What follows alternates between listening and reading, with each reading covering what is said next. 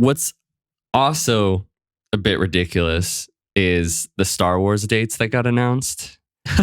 Yeah. I guess we can discuss those too. I would like to say, first off, Lucasfilm, you have to get your shit in order and not just announce dates just because you feel like it, because I don't fucking care. Here's the thing. They've announced dates in the past and they've just been like blown into the water or whatever you want to call it. Like, it's just like, there's no real, like, if you don't attach a movie to these dates, then there's no real like incentive for them to keep them. Yeah. But like, what pisses me off about these release dates, like Kathleen Kennedy was saying, that, like during the Star Wars celebration, I think that she wanted to treat the Star Wars movies like the James Bond like franchise. And that, she wanted to put out a Star Wars movie every few years and that it would be some big spectacle when they came around. Mm-hmm. But then these release dates, 2 in 2026 and 1 in 2027. That's nothing like James Bond. That's just like MCU stuff right there, So like, it's just very hypocritical. I don't really understand the direction of Star Wars and their release dates and their plans. And I would love some better direction. I just don't care. I don't. There's been like the Benioff and Weiss Star Wars movie that was going to come out and it hasn't. They were going to do Rogue Squadron and that didn't come out. And then there was going to be the Rian Johnson trilogy, which I never thought was going to happen. And I still don't think it's going to happen. Confirming it. Yeah. And there's maybe the Taika Waititi one, and maybe we'll get this Dave Filoni, and maybe we'll filming by December, I think, but I could be wrong.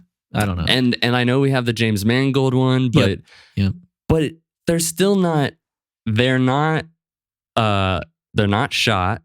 Right. Nothing's been filmed. I don't even know how much pre-production's done on any of them. I doubt there's any pre-production but like the writing stages. I think that's about it. So if you want to make me happy or most people happy, this is a nothing. This means nothing to me. Yeah. I don't care.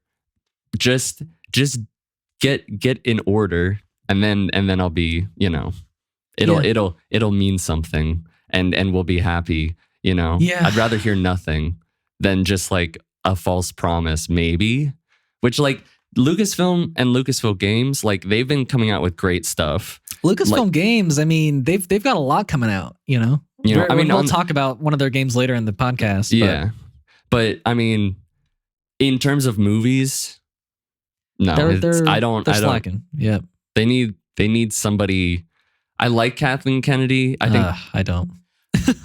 Like I think she's one of the best producers to ever, like, because Steven Spielberg's like one of the best producers that's ever lived. George Lucas like personally put her in charge of Lucasfilm. But I'm just saying, I just don't. She's been really great at some things and she's been really bad at other things.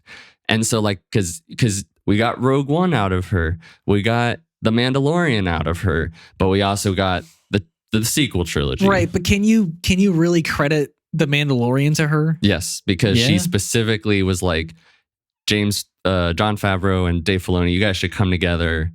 And I think I have a good feeling about you two figuring this thing out. Okay. We got Andor well under her, so like there's a lot of good things, but there's equally a lot of bad things. There's been more bad things than good in this Disney era of Star Wars, but sure, there's been some good things. I'll agree with you. Yeah. Yeah. But I think new leadership and somebody with a vision about where to take Star Wars. So yeah, I think, and I don't mind the fact that we're getting like separate stories coming out, but yeah, some better communication, some better direction would just be great. Less frustrating. Yeah. Yeah.